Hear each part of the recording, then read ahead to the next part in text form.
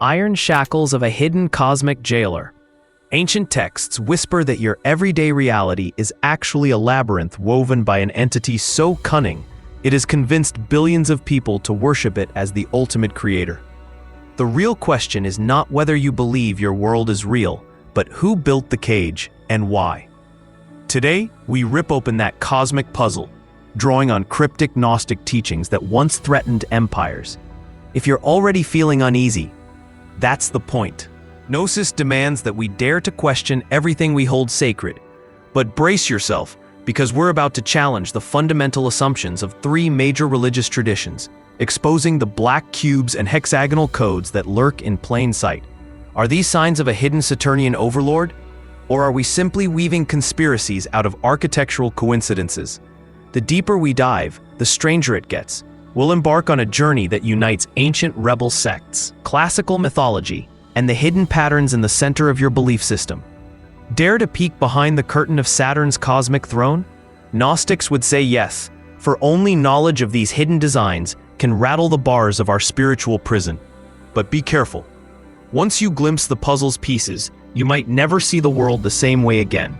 In the next moments, we'll plumb the earliest origins of Gnosticism, question the identity of the Demiurge, and ask whether the God we think we know might just be a false deity pulling the cosmic strings. Ready to have your mind turned inside out?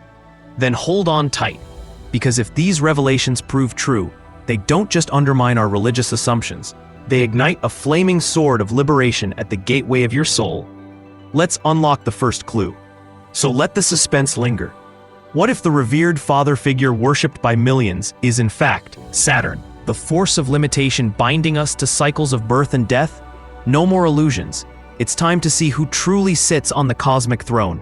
Beneath the surface of early Christianity lies a cadre of dissidents who refused to bow to the accepted narrative. They called themselves Gnostics, from the Greek gnosis or hidden knowledge, and their mission was to reveal that the physical world is not the masterpiece of a benevolent God, but rather the prison of a wicked, false creator known as the Demiurge. Now, you might wonder, how could such a heretical idea turn heads in a world newly acquainted with the teachings of Jesus Christ? The Gnostics dared to ask whether the God of the Old Testament, vengeful, jealous, smiting entire populations, was worthy of worship, or if it was simply an impostor enthroned over matter. The Gnostic rebellion didn't just appear out of nowhere. It drew on Hellenistic philosophies and Persian dualism, weaving a tapestry that depicted the material universe as a trap for the divine spark within us. Their claim? That each soul carries a shard of ultimate reality, a fragment of the infinite realm called the pleroma. The Demiurge, enthralled by its own arrogance, forged our cosmos to keep humanity ignorant and enslaved under religious dogmas and hierarchies. Mainstream branches of faith saw Gnostics as a subversive threat, labeling them heretics, chasing them underground. But Gnosticism thrived in the shadows, capturing minds that craved a more direct, mystical encounter with truth. For the Gnostic, knowledge isn't an academic exercise, it's a soul's lifeline toward liberation. By understanding the cosmic con game and awakening the divine spark within, you break free from the Demiurge's illusions. So, let me ask you, are you content accepting what's handed down via dogma, or do you feel a gnawing suspicion that the official script is missing entire chapters? One thing's certain, if the Demiurge is real, it holds more power over our reality than we ever dared to suspect. Buckle up, because we're about to connect the Demiurge with a figure you've probably seen 1,000 times, yet never suspected of cosmic tyranny. Saturn, known to the Greeks as Kronos, is the slow-moving planetary god who rules time and matter. Now imagine an ancient entity that enforces the boundaries of physical existence, perpetually ticking the clock of aging, mortality, and decay. That's Saturn, the celestial warden who corrals souls within the cycle of birth and death. Gnostic thinkers recognized Saturn's gravitas and suspected that behind its rings and mythic scythe lurked the master architect of our prison. In astrology, Saturn's glyph implies a cross and a sickle, evoking harvest but also restriction, like a cosmic sentinel collecting the fruit of our existence. Mythologically, Saturn devoured his own children to maintain power, a brutal allegory for how time consumes all living things. Early Gnostics and esoteric scholars pointed to Saturn as the planetary seat of the Demiurge, the stronghold from which archons, those malevolent cosmic wardens, sustain our dependence on material illusions. When you consider that most structures of authority, religion, government, institutional hierarchies, rely on fear of time running out, you start to see Saturn's signature everywhere. Is this just myth spinning? Or is there a hidden logic to Saturn's elevated role? Explore historical texts, and you'll discover references to Saturn as the old sun, a distorted reflection of true divine light. In certain esoteric circles, worship or veneration of Saturn is not about praising wisdom, but enthroning limitation. If, as Gnostics claim, the true God is boundless, could Saturn be the cosmic stage manager, limiting our script to a finite set of scenes? Once you glimpse the significance of Saturn as cosmic jailer, you might never look at a ringed planet or your daily routine the same way again. It's one thing to point to Saturn as the Demiurge on a cosmic level, but what about tangible symbols right here on Earth that may link entire faiths to this mysterious overlord? Enter the black cube, an angular shape that has found its way into some of the world's most sacred rituals. Begin in Mecca, where millions of Muslims circle the Kaaba, a black cube that anchors the holiest site in Islam. Officially, it traces back to Abraham as a house of God, yet many esoteric scholars will point out that this same shape is intimately tied to Saturn worship. After all, historically, the black sun or black star references have often been pinned to Saturn, making the Kaaba a potential Saturnian altar in the Gnostic worldview. Judaism, too, has its black cube known as tefillin, small leather boxes worn on the forehead and arm during prayer. They contain scriptural passages, but the shape's geometry raises questions. Is it simply a convenient box, or a relic of a deeper cosmic code? The Star of David, if you slice it in certain ways, forms a hexagon, a shape intimately tied to the geometry of a cube. Christianity isn't left out either. The cross, unfolded into 3 dimensions, can form a cube net, and the Vatican's architecture has been scrutinized for certain cubic or hexagonal motifs. This wasn't to say mainstream believers are consciously worshipping Saturn. Rather, Gnostic interpretations suggest that these faiths unwittingly carry the Demiurge's blueprint, an artifact of the cosmic jailer woven into the fabric of religious worship. Is this revelation a grand conspiracy or an illuminating clue, intentional or coincidental? The black cube's recurring presence begs the question, why does this geometry keep popping up at the center of devout worship? If the Gnostics were correct, then these cubic markers aren't just symbolic placeholders, they're gateways hinting at Saturn's pervasive influence. Could it be that billions unknowingly pay homage to the cosmic jailer every day, reinforcing their own shackles? The deeper we go, the more the puzzle pieces fall into place. Now let's navigate deeper into a geometry so precise, it repeats from the rings of Saturn down to the icons of Earth's most enduring faiths. In 1980, NASA's Voyager captured images of a bizarre, nearly perfect hexagon swirling atop Saturn's North Pole. This geometric oddity defies simple meteorological explanation, prompting some to brand it a cosmic puzzle left by higher forces or lower ones. If we consider the Demiurge, here's where it gets truly fascinating. A hexagon is essentially a 2-dimensional representation of a cube. Stack the angles upward and you have a 3-dimensional box. This same shape echoes in the Star of David, a pair of interlocking triangles forming a perfect hexagon at the center. Why is this so important?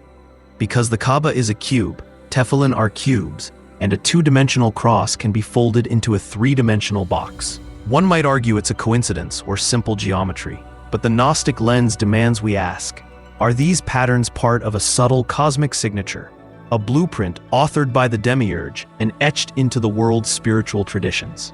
For centuries, Kabbalists have delved into the cube of space, a mystical concept linking dimensions of reality to letters, numbers, and divine emanations. For them, the shape is a holy container, but from a Gnostic vantage, perhaps it's also a cosmic trap, linking the material realm to Saturn's cyclical time. Picture shards of infinite light trapped in cubic cells, each soul yearning to escape. Could the hexagonal storm on Saturn be a literal manifestation of this pattern? A swirling testament to the Demiurge's design? As you mull on this, consider how societies revolve around the box. Our homes, our offices, our screen devices. Is it happenstance? Or does it reflect that fundamental cosmic architecture from which we can't quite break free?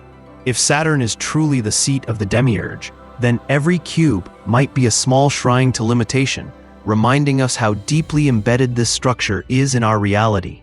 Fast forward to the modern era, and you might assume Saturn worship belongs to dusty myths. But look closer. In major cities around the globe, black cube sculptures pop up like curious monoliths. From Manhattan's iconic Alamo Cube to other large-scale installations in Europe and Asia. Some interpret these as harmless modern art, but conspiracy theorists see them as altars to Saturn hidden in plain sight. Then consider corporate logos. Major brands incorporate cube shapes, rings reminiscent of Saturn's orbit, or hexagonal patterns in ways that, to the Gnostic-minded, seem too recurrent to be random. Of course, correlation doesn't guarantee conspiracy, but patterns can whisper secrets if you learn their language. Then we have pop culture. Hollywood's fascination with the Tesseract in the Marvel Cinematic Universe places a glowing cube of immense power at the center of key storylines. Is it mere entertainment, or is something deeper at play? Some say it resonates with older myths of the Saturn-Moon matrix, popularized by certain fringe thinkers who claim humanity is trapped in an energy cycle beamed from Saturn via the Moon. Outlandish? Perhaps. But it resonates with Gnostic warnings that an archontic system manipulates our consciousness. Even Jung, the famed psychologist, identified Saturn as a symbol of the unconscious shadow, the repressed aspects of religion and society that shape us more than we realize. Some interpret modern technology, our screens, cubes, and devices, as Saturnine tools capturing our focus and enslaving us to digital illusions. Others see the hand of secret societies that quietly revere Saturn in private rites while the masses remain unaware. Regardless of where you land, the thread is consistent. Saturn, once revered and feared, continues to haunt humanity's symbolic and cultural tapestry. Today's Saturn worship might wear new clothes, finance, media, entertainment, but some suspect it still points to the same cosmic jailer the Gnostics denounced. Could it be that our collective unconscious is orchestrating these references, or is it an overt plan by hidden elites to enthrone the Demiurge once again? So if Saturn is the warden, and this entire cosmos is its prison block, how do you break free? The Gnostics had a bold answer. Seek Gnosis, the direct knowledge of our true origins. They believed we carry within us a divine spark, a fragment of the true God who exists beyond matter, beyond Saturn's boundaries of time. Each human's task is to awaken that spark, shed illusions planted by the archons, and step into the infinite light of the pleroma. For some, that path involved rigorous introspection, meditation, and the decoding of cosmic symbols. For others, it was about renouncing outward religious formalities in favor of an inward journey. Reject dogma. The Gnostics taught that any system prone to hierarchical control, be it ecclesiastical or political, plays into the Demiurge's hands. They also urged believers to pay attention to the symbolism around them, cubes, hexagons, and crosses, not necessarily to reject them outright, but to see them for what they may be, tethers to the material matrix. By recognizing these patterns, a person could psychologically slip through the chains, turning the sign of oppression into a catalyst for freedom. Ancient Gnostic texts often read like codes themselves, urging the faithful to see beyond the black and white of ritual into a kaleidoscope of hidden truths. Of course, the concept of liberation begs the question: freed from what? And freed to do what? Without Saturn's framework of time and limitation, do we ascend to a realm of pure light? Or do we dissolve into cosmic oneness beyond individuality? Gnostics often describe the pleroma as an unending fullness, a source of all being without the shackles of structure. In that sense, the prison break is profound. It's not just the end of illusions, it's the birth of an unfettered reality. But how far you go is up to you. For many, The first step is simply daring to question the nature of the god they've been taught to worship. The further you explore these Saturnian themes, the more apparent it becomes that every clue might be part of a larger puzzle. Gnostics, ancient mythologies, astrological glyphs, black cubes across major faiths, hexagonal storms, modern pop culture references. Each thread feeds off the others.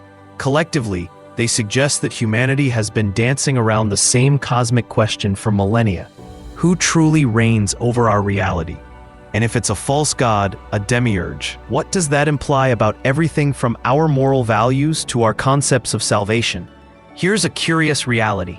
Countless individuals drawn to esoterica and conspiracies sense the presence of an invisible hand guiding world events, a force that transcends man-made institutions.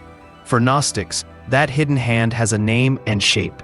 It's Saturn, or Kronos, or the Demiurge, weaving illusions that keep us tethered to the treadmill of time. This is why Gnostic texts emphasize that liberation isn't about overthrowing governments or toppling institutions.